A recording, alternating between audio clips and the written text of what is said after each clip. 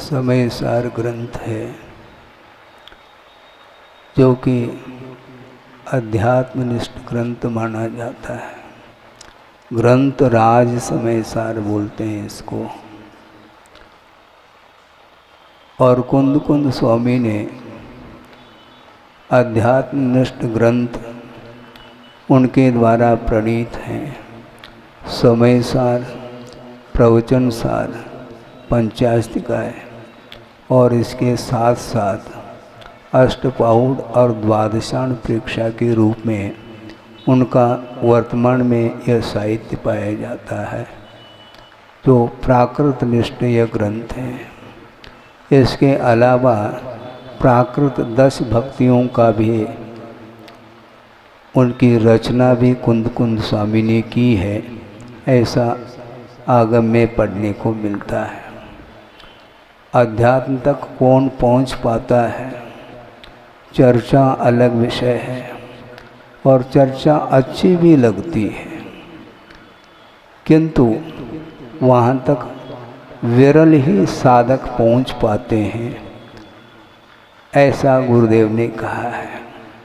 यहाँ तक उन्होंने ये कहने का प्रयास किया है, भले ही अपने जीवन में उस अध्यात्म तक पहुँचने की मान लो श्रवण के अंदर भी यदि क्षमता नहीं भी है तो भी जो अध्यात्म तक पहुँच गए हैं उनके पास रह कर के भी साधना की जा सकती है। शुद्धोपयोग का स्वाद श्रवण ही लेता है, किंतु श्रवणों में भी जो श्रवण शिरोमणि होते हैं, अंतरंग साधना के माध्यम से जिन्होंने आत्मा का दर्शन करने का निरंतर प्रयास किया है, उन्हें वह लाभ होता है और उनके चरण सानिध्य को जो पाता है उनको भी धीरे धीरे उनके सानिध्य के कारण निरंतर संस्कार अध्यात्म के पढ़ते हैं और वहाँ तक उनकी गति होती है। कर्म का उदय हमेशा एक सा नहीं रहता। द्रव्य क्षेत्र आदि के निमित्त को लेकर के भिन्न भिन्न 9 कर्म का जब समागम होता है उस समय कर्म का बहुत जोर रहता है। अभी आप शांत बैठ कर के सुन रहे हैं क्योंकि यहाँ का वातावरण उपयुक्त वातावरण है। कर्मों की उदीर्णा के लिए ये वातावरण नहीं है और जिन वातावरण में कर्म का तीव्र उदय होता है, अप्रशस्त प्रकृतियों का उदय होता है, वहाँ पर कुछ भी ये अध्यात्म आदि विषय रुचते नहीं हैं। इसलिए साधक के लिए वहाँ तक पहुँचना चाहता है, अध्यात्म को आत्मसात करना चाहता है, उसके लिए निरंतर इन 9 कर्मों से बचने का पुरुषार्थ करना चाहिए। और बचने की भी एक सीमा होती है, वहाँ तक बचा जा सकता है। इसके उपरांत भी जहाँ पर भी हम बैठे हैं वहाँ पर विपरीत 9 कर्मों का समागम हो सकता है। फिर उनको कैसे हटाएं, उनको हटाने का अर्थ अपने उपयोग को ही परिवर्तित करना होता है। अपने उपयोग को परिवर्तित करने में बहुत बड़ा पुरुषार्थ होता है, क्योंकि सामने पंचेंद्र के विषय उपस्थित हो और उस ओर अपना उपयोग न जाए, बहुत बड़ा पुरुषार्थ माना जाता है। ये कहने मात्र से नहीं होता। और क्योंकि उन पदार्थों के प्रति राग भाव रहता है इष्ट वस्तु के अपेक्षा से, और अनिष्ट वस्तुओं के अपेक्षा से उसके प्रति द्वेष भाव जागृत होता है। और राग और द्वेष इतना ही नहीं, स्वामित्व भाव भी आ सकता है। और जिन जिन वस्तुओं के साथ स्वामित्व भाव रखता है उसके लिए यह दुर्लभ चीज़ है।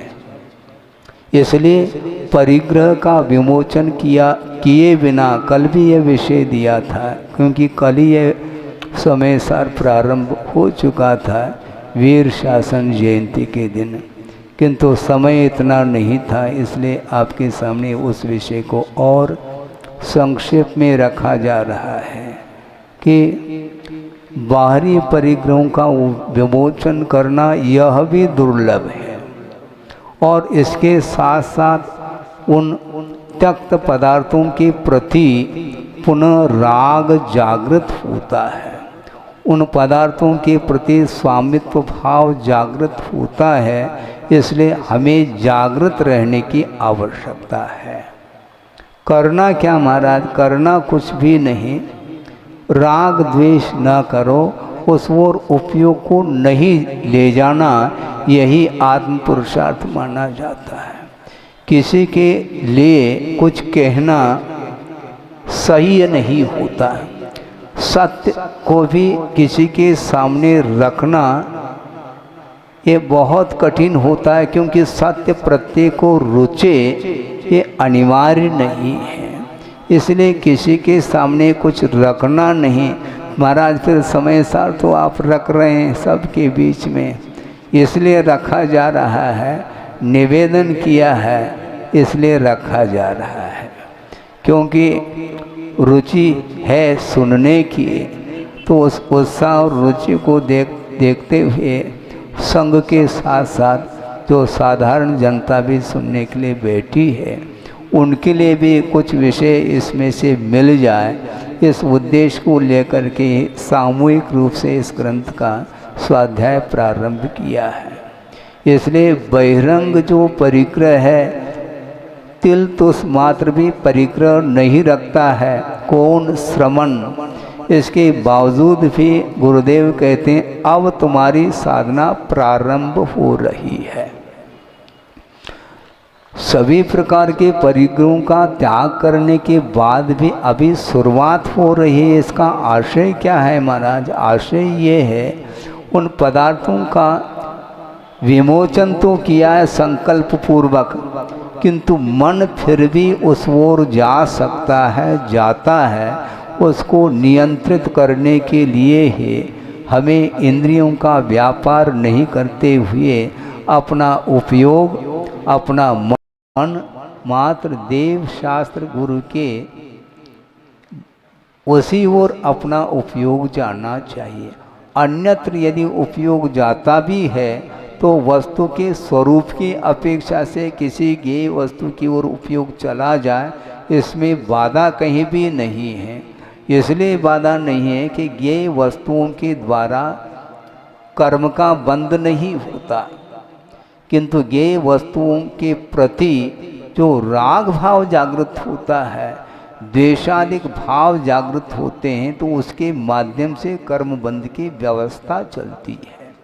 इसलिए ज्ञेय पदार्थ बंध के लिए कारण नहीं और ज्ञान भी बंध के लिए कारण नहीं, किंतु उन वस्तुओं के निमित्त को लेकर के जो राग भाव उत्पन्न होता है, उसके माध्यम से कर्म व्यवस्था चलती है, बंध की व्यवस्था।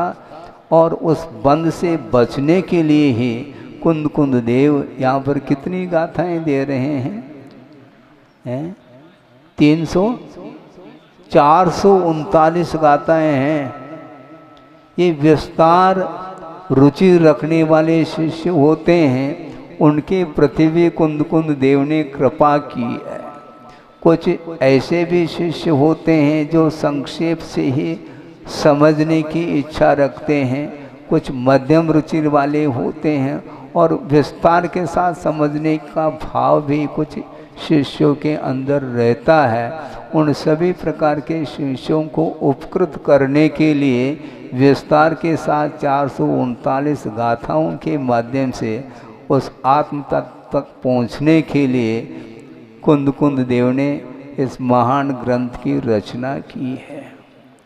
वस्तुतः वर्तमान में सम्यक दर्शन के 8 अंगों की चर्चा चलती है और ये अंग प्रचलन में आ चुके हैं, किंतु इसी प्रकार सम्यक ज्ञान के भी 8 अंग होते हैं।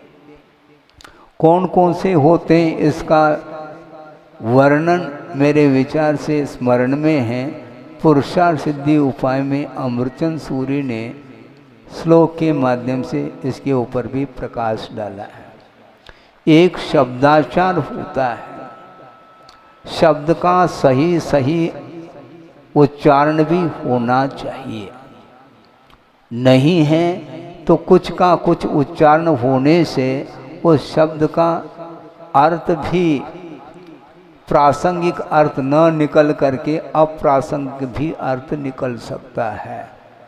शब्दाचार, अर्थाचार, उभयाचार, ये तीन हैं। और पूज्यपाद स्वामी ने भी इसको प्रसंग बना करके सर्वार्थ सिद्धि में ये विषय दिया है कि स्वाध्याय के जो 5 अंग हैं उनमें जो वाचना रूप जो अंग हैं, वाचना का अर्थ क्या होता है, यह सर्वसाधारण लोगों की दृष्टि में ये है कि पढ़ने का नाम वाचना है, जबकि पढ़ने का नाम वाचना नहीं। किसका अर्थ है महाराज वाचना का अर्थ? तो उन्होंने परिभाषा दी है कि निर्वद्य शब्द अर्थ उभय प्रदानम वाचना। निर्वद्य अर्थात निर्दोष आगम के अनुरूप शब्द और उसका अर्थ और उभय अर्थात दोनों को प्रदान करने का नाम वाचना। और गुरुदेव ने प्रदान किया है हम लोगों के लिए, मैं वाचना नहीं कर रहा हूँ। जो दिया है गुरु के द्वारा जो प्रदत्त है उसी को यहाँ पर रख करके केवल उस विषय को स्मरण में लाने की अपेक्षा से समझ लो, पुनः ताज़ा हो जाए, इस उद्देश्य को लेकर के ही यहाँ पर ग्रंथ के आधार से तत्व की चर्चा की जा रही है। देने का नाम वाचना, देने वाले तो वो हैं। अपने पास क्या था? किसी के पास कुछ नहीं था, किंतु उनके सानिध्य में पहुँचने से धीरे धीरे धीरे आगम के अनुरूप और आगम के आधार से जो उन्होंने अनुभव प्राप्त किया है, उस अनुभव के साथ साथ इस ग्रंथ की वाचना उन्होंने की है। और हम लोगों के ऊपर एक महान उपकार हुआ है। यदि उस उपकार को चुकाना चाहते हैं, हालांकि उस उपकार को चुकाना बहुत कठिन है, फिर भी आगमकार ये कहना चाहते हैं जो गुरु के द्वारा जो उपकार किया गया है उस उपकार को चुकाने के लिए अपने को और कुछ नहीं करना, किंतु उनकी जो आज्ञा है उस आज्ञा और आदेश को जो अक्षरशः पालन कर रहा है, तो उस किए हुए उपकार को इसी का नाम है चुकाना है। और ये हो सकता है भले ही क्षोभम न्यूनाधिक हो, ये अलग विषय है, किंतु थोड़ा बहुत भी अल्प मात्रा में भी क्षोभम क्यों न हो, उसके माध्यम से साधना के लिए वो एकमात्र साधन बन सकता है। इसलिए आदेश को प्रमुखता देते हुए आस्था और आदर और बहुमान के साथ यदि स्वाध्याय करते हैं और अपने योग्यता के अनुरूप आचरण में लाते हैं, तो निश्चित रूप से उन्होंने जो दिया है उनके देने की सार्थकता सिद्ध होती है। तो इस प्रकार ये आध्यात्मनिष्ठ ग्रंथ हैं, बड़ी विशुद्धि के साथ इसका स्वाध्याय करना चाहिए। इसलिए सर्वप्रथम हम इस विषय को रखने का प्रयास किया कि शब्दाचार और अर्थाचार और उभयाचार ये 3 हैं। इसके साथ साथ विनयाचार कहा। विनय के साथ जो हम अध्ययन करते हैं, पढ़ते हैं, स्वाध्याय करते हैं, उसके माध्यम से वह जो ज्ञान है, क्षायोपशमिक ज्ञान, वह द्रव्य श्रुत है, उसके माध्यम से वह भाव श्रुत के लिए भी कारण बनता है। इसलिए भावात्मक जो श्रुत ज्ञान है वह सम्यक ज्ञान होने के कारण वह क्षायिक ज्ञान के लिए वह कारण बनता है। यदि केवल ज्ञान को प्राप्त करने का लक्ष्य लेकर के हम स्वाध्याय करते हैं तो वह अल्प मात्रा में भी ज्ञान क्यों न हो, आदर और विनय के साथ, भक्ति के साथ उसका आलोड़न करते हैं, उसका मनन चिंतन आदि करते हैं, तो प्रति समय उस स्वाध्याय के माध्यम से अपनी भूमिका के अनुरूप असंख्यात कर्मों की निर्जरा व श्रवण कर सकता है, देशव्रति भी कर सकता है यथा योग्य। तो इसलिए कर्म निर्जरा के उद्देश्य को, लक्ष्य को लेकर के यदि हम स्वाध्याय करते हैं तो उसकी सार्थकता शुद्ध होती है। और इस प्रकार कर्म के क्षय के उद्देश्य को लेकर के जो स्वाध्याय आदि करता है, उसकी दृष्टि कभी भी स्वप्न में भी प्रदर्शन की ओर दृष्टि नहीं जा सकती है। हाँ, प्रदर्शन की ओर दृष्टि गई तो निर्जरा के लिए बैन लग जाएगा। निर्जरा रुकेगी, समर भी रुकेगा, क्योंकि जहाँ पर प्रदर्शन का भाव आता है तो वहाँ पर अनेक प्रकार के भाव मलिनता को लिए हुए मन में उत्पन्न होते हैं। इसलिए हमें प्रदर्शन नहीं करना, किंतु हमें दर्शन करना है। आत्मदर्शन के लिए कारण यह स्वाध्याय है। इसके माध्यम से और कोई भी हमारी इच्छा नहीं है, कोई अभिलाषा नहीं है। कोई सुनता है तो अच्छी बात है, नहीं भी सुनता है तो हमें कोई तत्संबंधी कोई तकलीफ नहीं। हाँ, क्योंकि इच्छा के ऊपर निर्धारित है, दुकान को खोल रखा है और ग्राहक आता है तो ठीक, नहीं आता है तो उनको कोई हानि नहीं है, क्योंकि ज्ञान का उपयोग ये स्वयं को करना है।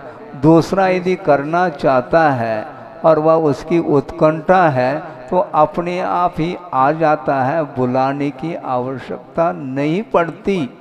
और जिसकी रुचि है उसको हम भगा भी नहीं सकते, क्योंकि वह जा नहीं सकेगा। एक बार इसका स्वाद ले लेता है तो निश्चित रूप से उसके लिए अपने जीवन में विषय रुचेंगे नहीं। धीरे धीरे धीरे धीरे विषयों के प्रति अरुचि जागृत होगी और संसार से ऊपर उठने का भाव उसके अंदर भी आ सकता है।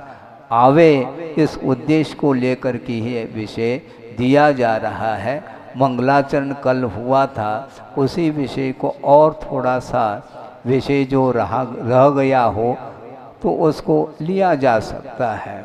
कुंद स्वामी ने सर्वप्रथम नमस्कार किया है,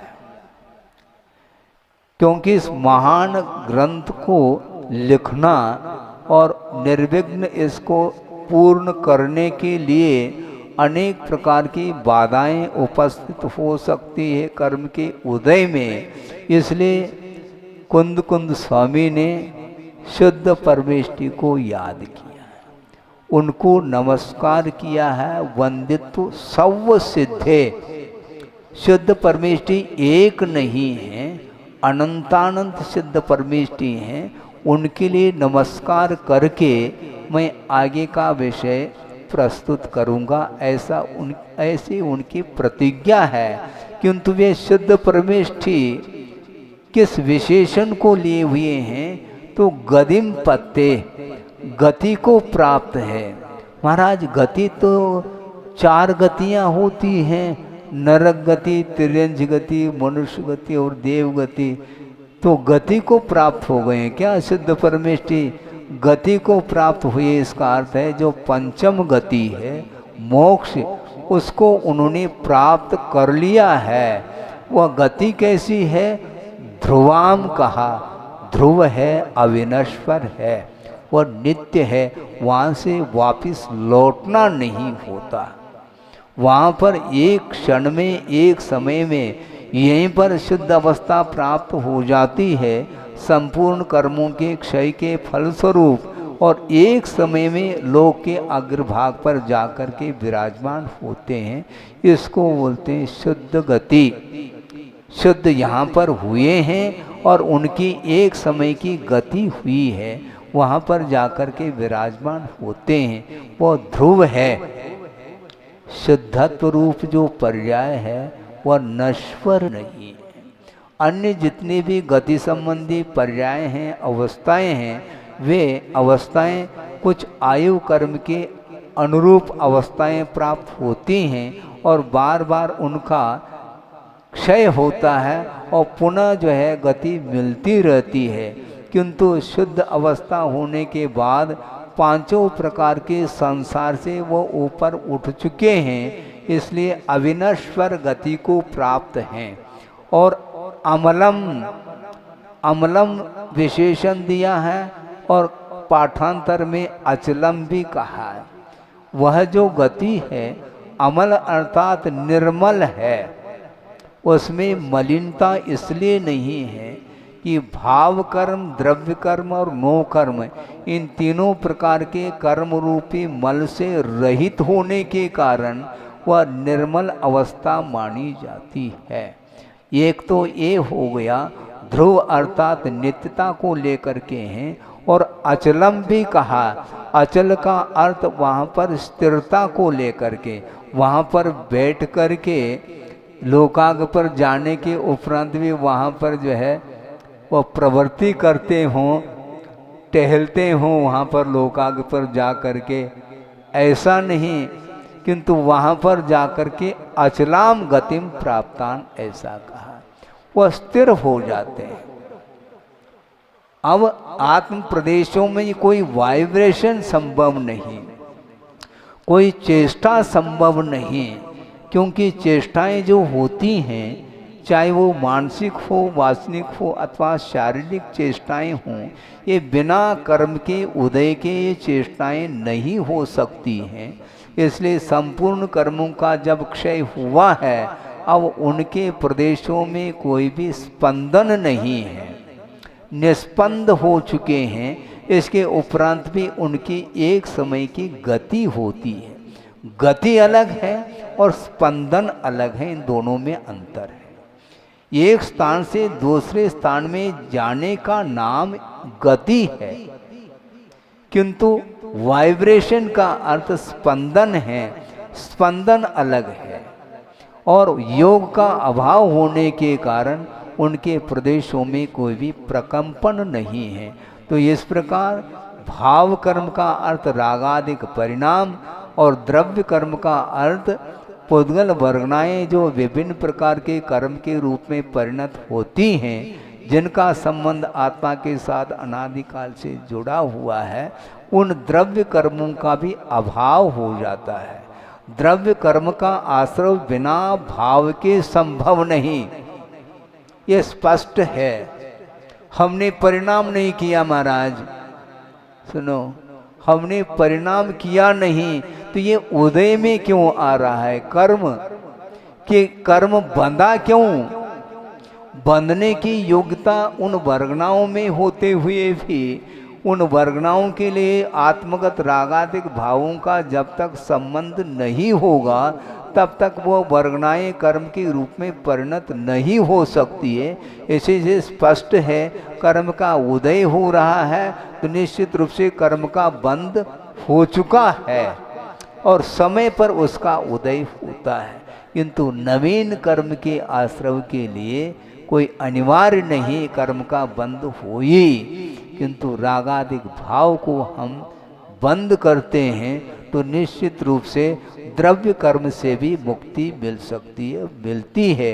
इस प्रकार भाव कर्म, द्रव्य कर्म और नो कर्म का अर्थ कर्म फल के लिए निमित्त भूत जो सामग्री है उसका नाम नो कर्म है। इस प्रकार तीन प्रकार के कर्मों से जो अतिक्रांत हो चुके हैं अथवा तीन प्रकार के कर्म रूपी मल से जो रहित है, उनको यहाँ पर कहा कि अमलम ऐसा कहा। इस प्रकार की ध्रुव, अमल अथवा अचल और अनुपम कहा। ये शुद्ध गति जो है अनुपम अर्थात उपमा से रहित है। ये शुद्ध गति के लिए किसी भी प्रकार से अन्य वस्तुओं की उपमा नहीं दी जा सकती, इसलिए इनको अनुपम कहा। इस प्रकार के ध्रुव, अचल अथवा अमल और अनुपम गति को प्राप्त जो शुद्ध परमेष्टि है, उन समस्त सिद्ध परमेष्टि को मैं नमस्कार करता हूँ। शुद्ध परमेष्टि कभी भी इन चर्म चक्षुओं के द्वारा उनका हम दर्शन नहीं कर सकते हैं, क्योंकि निराकार अवस्था को प्राप्त है। वो अमूर्त जो स्वभाव है जीव का, उस स्वभाव को जिन्होंने प्राप्त कर लिया है, वह किसी भी इंद्रिय के विषय नहीं बन सकते। आप इन चर्म चक्षु से भी नहीं देख पाएंगे, स्पर्श के माध्यम से भी उनका ज्ञान नहीं हो सकता। किसी भी इंद्रिय के माध्यम से हम बुद्धि का विषय नहीं बना सकते हैं, किंतु उनका विषय मति ज्ञान और श्रुति ज्ञान के माध्यम से होता है। और यह भी विषय परोक्ष रूप से ही होता है, प्रत्यक्ष नहीं है। वह प्रत्यक्षदर्शी स्वयं है, किंतु किसी के दृष्टि में वो आ नहीं सकते छद्मस्त अवस्था के अपेक्षा से। शुद्ध परमेष्टि को यदि कोई जानते हैं तो अनंत सिद्ध परमेष्टि एक दूसरे को जान रहे हैं, अथवा अरहंत परमेष्टि भी उन सिद्ध परमेष्टियों को केवल ज्ञान के माध्यम से जानते हैं। किंतु ये ध्यान रखें, अरहंत परमेष्टि अपने निजी जो अनागत पर्याय है सिद्ध अवस्था, उसको भी जान रहे हैं, और अन्य जितने भी जीव सिद्ध अवस्था को प्राप्त हुए हैं उनको भी अपने ज्ञान का विषय बना रहे हैं, किंतु संवेदन उनके लिए सिद्धत्व का नहीं हो सकता, क्योंकि वह अंतिम परिणति है, जीव की स्वाभाविक परिणति है। इस प्रकार ये इन विशेषणों से विशिष्ट जो पंचम गति अर्थात सिद्ध गति है, उसको प्राप्त हुए हैं। सिद्ध अवस्था के लिए टीकाकार ने स्पष्ट किया है, स्वात्मोपलब्धि सिद्ध लक्षण सर्व सिद्धांत, ऐसा कहा। अपनी आत्मा की उपलब्धि है सिद्धि, वही जिसका लक्षण है वह सिद्ध अवस्था मानी जाती है। ऐसे समस्त सिद्ध परमेष्टि को नमस्कार किया। आत्मोपलब्धि, परोपलब्धि नहीं। अपनी आत्मा की जो शुद्ध अवस्था है वही उपलब्धि है, बाकी और कोई भी उपलब्धि नहीं है। सूक्ष्म ज्ञान के माध्यम से मुझे इतना ज्ञान प्राप्त हो गया, इतना ज्ञान प्राप्त हो गया, दूसरे के सामने हम अच्छे ढंग से इसको प्रस्तुत कर रहे हैं, किंतु कुंद स्वामी कहते हैं प्रस्तुत तो सभी कर सकते हैं, ये ज्ञान का विषय बन सकता है, किंतु ये कोई बड़ी उपलब्धि नहीं। उपलब्धि तो अपनी आत्मा की उपलब्धि मानी जाती है, उसी के लिए सारा का सारा ये उपक्रम है, ये साधना है। इस प्रकार सिद्ध परमेष्टि की वंदना कुंद स्वामी ने की है। हाँ वो भी आए हैं और उसको भी पढ़ेंगे। इस प्रकार शुद्ध अवस्था को जो प्राप्त है उनके लिए नमस्कार किया गया है। अनुपम का अर्थ बहुत अच्छा दिया है। अर्थ जैसे स्वामी ने निखिल उपमान रहितत्वेन न निरुपमाम और अद्भुत स्वभाव सहितत्वेन अनुपमाम, अनुपम के दो अर्थ लिए। समस्त उपमान से रहित हैं इसलिए निरुपम हैं, अथवा अद्भुत स्वभाव से सहित होने से वो अनुपम है। उनका स्वभाव किसी के अंदर नहीं आ सकता। हम ड्रामा भी नहीं कर पाएंगे क्योंकि वो दिखाई नहीं देते। अरहंत परमेष्टि दिखाई पड़ते हैं, उनको देख करके थोड़ा सा हम एक्टिंग कर सकते हैं। हाँ, इस प्रकार अवस्था है आदि आदि। क्योंकि शरीर आश्रित जो है उस अनंत अवस्था का जो दृश्य है उसको देख करके उसी प्रकार अपने आप को बनाने का शरीर के अपेक्षा से वह कर सकता है, किंतु शुद्ध अवस्था वह क्या है, वो अमूर्त अवस्था है, इसलिए उसके लिए कोई उपमा नहीं दी जा सकती। इस प्रकार गाथा के पूर्वार्ध के माध्यम से इस अनुपम अध्रुव अचल अथवा अनुपम गति को प्राप्त समस्त सिद्धों को मैं नमस्कार करता हूँ और नमस्कार करने के बाद कुछ कहता हूँ। ये वंदित्व ये प्राकृत शब्द है, संस्कृत की छाया ये बनती वंदित्वा, यानी नमस्कार करके। ये पूरी क्रिया नहीं, नमस्कार करके कुछ और करने जा रहा हूँ, वह जो क्रिया है वह क्रिया मेन तो वही क्रिया मानी जाती है। बीच में ये त्वा प्रत्यय जोड़ करके मैं वर्णन करने जा रहा हूँ, उसके पहले क्या करके, नमस्कार करके, नत्वा प्रणम्य इत्यर्थ, नमस्कार करके। इस प्रकार उन्होंने कहा। और उत्तरार्ध गाथा के उत्तरार्ध के माध्यम से समय पाहुडम इनम, इस समय प्रावृत वो अर्थात हे भव्य जीवो, वो छामी मैं कहता हूँ, समय प्रावृत को कहता हूँ, जो कि शुद्ध केवली फणिदम ऐसा कहा, श्रुत केवली के द्वारा कहा हुआ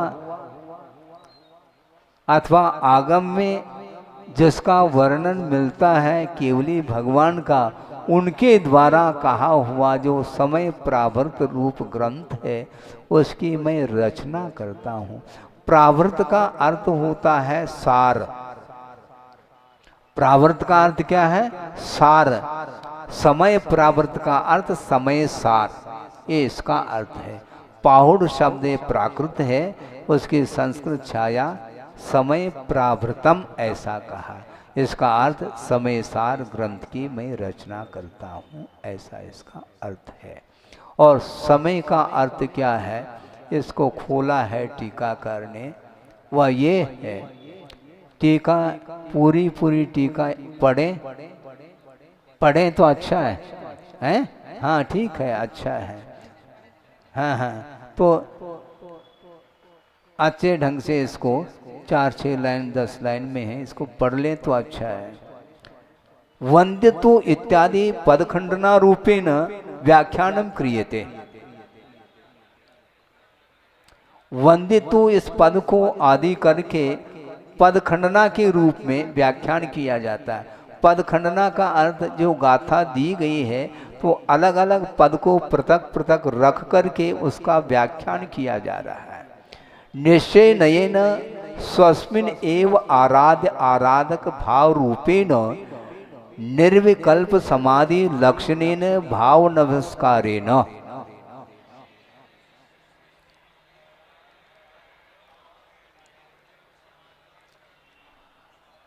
हाँ सुनो, नमस्कार जो किया जा रहा है वो निश्चय नहीं की अपेक्षा से भी नमस्कार किया जाता है और व्यवहार नहीं की विवक्षा से भी वंदना की जाती है।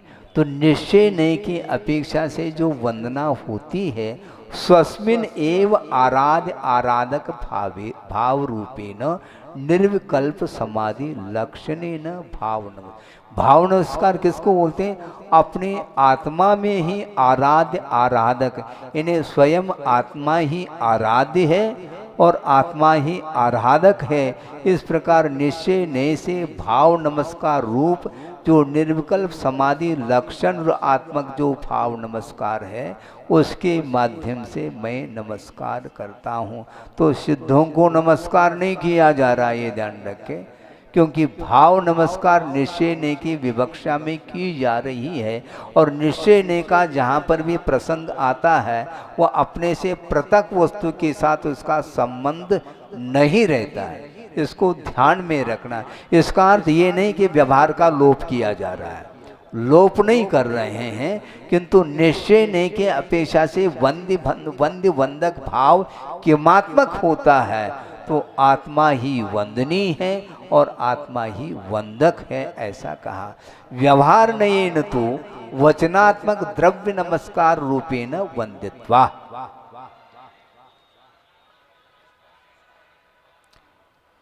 व्यवहारने की विवक्षा से वचनात्मक जो द्रव्य नमस्कार है उसके माध्यम से मैं वंदना करता हूँ। किनके लिए? कान सर्व सिद्ध स्वात्मोपलब्धि सिद्ध लक्षण सर्व सिद्धान। अपनी आत्मा की ही उपलब्धि रूप जो सिद्धि, वही जिसका लक्षण है, ऐसे समस्त सिद्धों को मैं व्यवहारने की अपेक्षा से उनकी वंदना कर रहा हूँ। वंदना तो मैं कर रहा हूँ सिद्धों के लिए, किंतु व्यवहारने की भूमिका में कर रहा हूँ, ऐसा कुंद कुंद स्वामी का कहना है। इस प्रकार किम विशिष्टान, वे कैसे हैं सिद्ध परमेष्टि? प्राप्तान, वो प्राप्त कर चुके हैं। काम गतिम सिद्ध परिणतिम, शुद्ध परिणति को प्राप्त हैं। कथम भूतान, वे कैसे सिद्ध परिणति? टंकोत्कीर्ण ज्ञायक एक स्वभावत्वेन ध्रुवाम अविनश्वराम।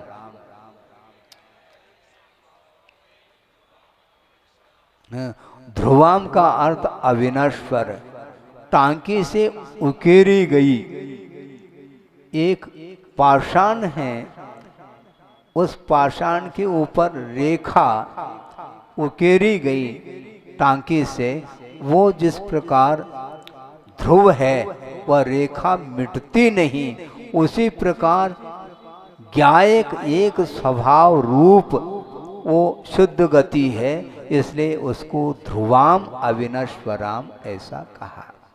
इसी प्रकार अमलम का अर्थ है भाव कर्म, द्रव्य कर्म, नो कर्म, मल रहितत्वेन अशुद्ध शुद्ध स्वभाव सहितत्वेन च निर्मलताम।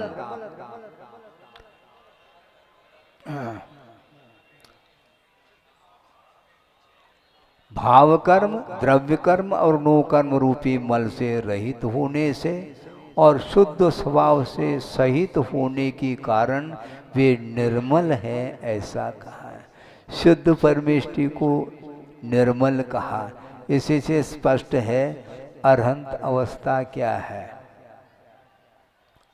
वहां पर मोहनी कर्म की अपेक्षा से तो निर्मलता आई है, क्योंकि मोहनी कर्म का संपूर्ण अभाव हो चुका है, फलस्वरूप केवल ज्ञान प्रकट हुआ है। इसके उपरांत भी उनकी वह अवस्था स्वाभाविक अवस्था नहीं है, इसलिए यह विशेषण जो शुद्धों के लिए दिया है, यह विशेषण अरहंत परमेष्टि के लिए लागू नहीं हो सकता। इसलिए अरहंत अवस्था वैभाविक अवस्था है, मानना पड़ेगा। यदि उसको भी स्वाभाविक अवस्था मानते हैं तो स्वाभाविक जो अवस्था होती है वह सादी अनंत होती है। तो अनंत अवस्था क्या सादी अनंत रूप है क्या? नहीं, अनंत अवस्था सादी शांत है। इसी से स्पष्ट है स्वभाव का कभी भी अंत नहीं होता। इससे स्पष्ट है वैभाविक अवस्था है, अनंत अवस्था है। इस प्रकार ये कहा। पाठांतर में क्या कहा? द्रव्य क्षेत्रादि पंच प्रकार संसार भ्रमण रहितत्वेन स्वरूप स्वस्वरूप निश्चलत्वेन चलन रहिताम अचलाम।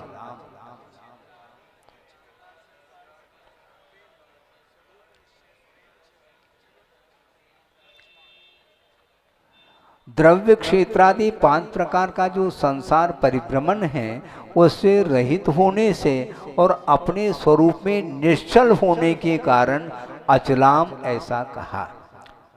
चलनशील नहीं वो, हाँ। और आप क्या बोलते हैं? चलते फिरते शुद्ध हैं। यहाँ पर अचलाम कहा है, लेकिन ये व्यवहार की भूमिका में सब बोलते रहते हैं, कोई बाधा नहीं, ये व्यवहार कथन है। वस्तुतः सिद्ध परमेष्टि अचलाम कहा। वो चल कैसे रहे फिर कैसे रहे वो हमें बताओ ना। महाराज भक्ति वशात ये कहने में बात आती है, अब भक्ति करते रहो। इसलिए भक्ति और सिद्धांत में इतना अंतर देखने को मिलता है। ये हो गया अनुवमम का अर्थ निखिल उपमान रहितत्वेन निरुपमाम, संपूर्ण उपमानों से रहित होने से वो निरुपम है और अद्भुत स्वभाव सहितत्वेन अनुपमाम, यानी अद्भुत अद्वितीय जो स्वभाव अवस्था है उससे सहित होने से भी उनकी वह गति अनुपम गति मानी जाती है, गति के विशेषण हैं। ऐसे इन विशेषणों से विशिष्ट गति को प्राप्त जो सिद्ध परमेष्ठी हैं समस्त, उनके प्रति मैं वंदना करता हूँ, ऐसा इसका आशय है। एवं पूर्वादेन नमस्कारम कृत्वा अपराधेन संबंध अभिधेय प्रयोजन सूचनार्थम प्रतिज्ञा करोति।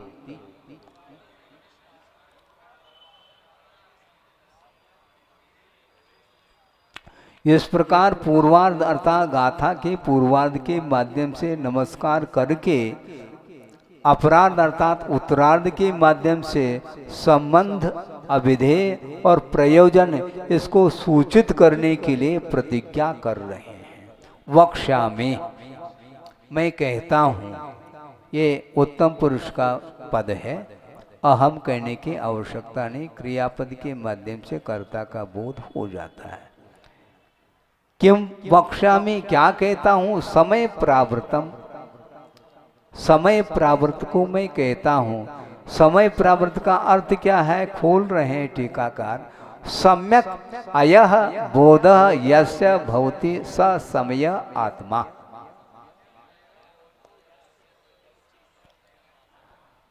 सम्यक अर्थात समीचीन, अय अर्थात बोध ज्ञान जिसके पास है वह आत्मा समय माना जाता है। समीचीन ज्ञान हो तो वह समय है, नहीं है तो पर समय है, वह स्व समय नहीं।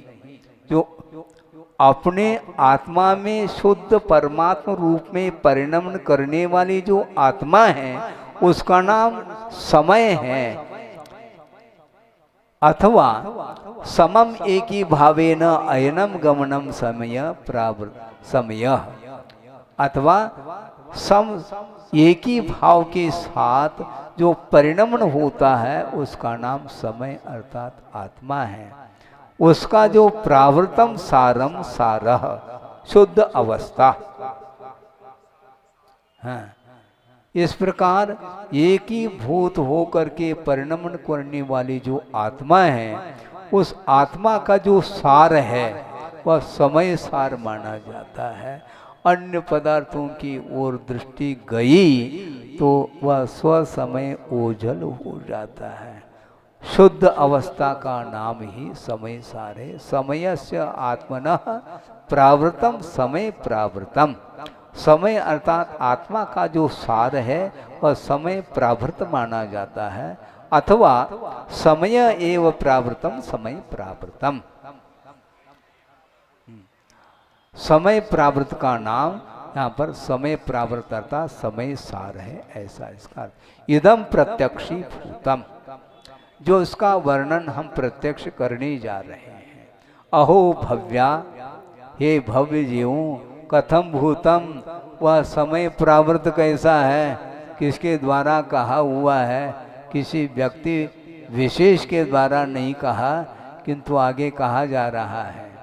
प्राकृत लक्षण बलात् केवली शब्द दीर्घत्वम, ऐसा कहा। ये प्राकृत लक्षण अर्थात प्राकृत व्याकरण की विवक्षा से केवली शब्द में जो इकार है वह दीर्घता को प्राप्त है। केवली भणिदम, ऐसा कहा। श्रुते परमागमे केवली भी सर्वज्ञ भणितम, श्रुत केवली भणितम। श्रुत केवली का अर्थ एक दिया जा रहा है। श्रुत का अर्थ परमागम, उस परमागम में केवली भगवान के द्वारा सर्वज्ञ के द्वारा कहा हुआ है यह विषय, इसलिए श्रुत केवली भणितम ऐसा एक अर्थ निकाला है। दूसरा अर्थ यह है अथवा श्रुत केवली भणितम, गणधर कथितम इत्यर्थ। गणधर देव कथितम, गणधर परमेष्ठि के द्वारा समय सार का कथन किया गया है, ऐसा इसका तात्पर्य। शुद्ध केवली भिन्नम, इसका अर्थ टीकाकार ने दिया। इस प्रकार संबंध अविधेय प्रयोजनानि कथ्यन्ते, इस प्रकार संबंध अविधेय और प्रयोजन इनका कथन किया जाता है। व्याख्यानम वृत्ति ग्रंथः, वृत्ति ग्रंथ का नाम व्याख्यान है। और व्याख्येयम तत्प्रतिपादक सूत्रम इति, व्याख्यान तो वृत्ति ग्रंथ है, टीका ग्रंथ का नाम व्याख्यान है। और व्याख्या का अर्थ व्याख्यान करने योग्य जो विषय है वह प्रतिपादक सूत्रम, यानी व्याख्यान करने के लिए कुछ विषय चाहिए। उस व्याख्यान करने योग्य जो विषय है उसका प्रतिपादन करने वाला जो सूत्र माना जाता है वह व्याख्या माना जाता है। ये गाथा व्याख्या है और व्याख्यान जो है यह टीका ग्रंथ है, ऐसा इसका संबंध है। तयो संबंध, व्याख्यान व्याख्या संबंध है। इस प्रकार व्याख्यान और व्याख्या का परस्पर में संबंध किया। सूत्रम अभिधानम, सूत्र का अर्थ क्या है? अभिधान, कथन। और सूत्रार्थ अभिधेय, सूत्र का जो अर्थ है वह अभिधेय अर्थात कथन करने योग्य जो वस्तु है उसका नाम अभिधेय है। और जो सूत्र व्याख्यान जो होता है उसका नाम सूत्र, सूत्र के माध्यम से ही व्याख्यान किया जाता है। इस प्रकार संबंध अभिधान अभिधेय संबंध, अभिधान और अभिधेय का यह संबंध माना जाता है। और प्रयोजन क्या है बता रहे हैं? निर्विकार स्वसंवेदन ज्ञानेन शुद्धात्म परिज्ञानम प्राप्तिर्वा प्रयोजनम इति अभिप्रायः। विकार से रहित जो स्वसंवेदन ज्ञान है उसके माध्यम से शुद्ध परमात्मा तत्व को या शुद्ध परमात्मा का परिज्ञान अथवा उसको प्राप्त करना ही एकमात्र प्रयोजन है। प्रयोजन ये है, पढ़ने का प्रयोजन क्या है, स्वाध्याय करने का प्रयोजन क्या है? मात्र व्याख्यान करने की अपेक्षा से स्वाध्याय नहीं होता, किंतु व्याख्यान करने योग्य जो विषय हैं शुद्ध परमात्म तत्व उसको प्राप्त करने का ही एकमात्र प्रयोजन अर्थात उद्देश्य होता है। इस प्रकार इस गाथा का जो भाव है जयसिंह स्वामी के माध्यम से यह आपके सामने आया है। अब गुरुदेव ने इस समय सार ग्रंथ का हिंदी पद्यानुवाद किया है वसंत तिल का छंद में, उसको भी यहाँ पर पढ़ लेते हैं। अच्छा वो छूट गया है तो अभी आज ही पढ़ लें क्या? समय हो रहा है 4:20 हो रहा है, क्योंकि हो तो जाएगा, इसमें भी कुछ विशेष विषय है उसका वर्णन भी कल किया जा सकता है। आज पद्यानुवाद आपके सामने रख रहे हैं। मैं वंदना कर उन्हें शिव को पधारे, जो शुद्ध हैं अतुल अव्यय सौ के धारे। भाई वही समय सार सुनो सुनाता, जो भद्र बाहु श्रुत केवली ने कहा था। बस बोधि समाधि परिणाम शुद्धि स्वात्मोपलब्धि शिव शोक शुद्धि चिंतामणिम चिंतित वस्तुदाने त्वां वंदमानस्य ममास्तु देवी। परम पूज्य आचार्य गुरुवर श्री विद्यासागर जी मुनि महाराज की जय।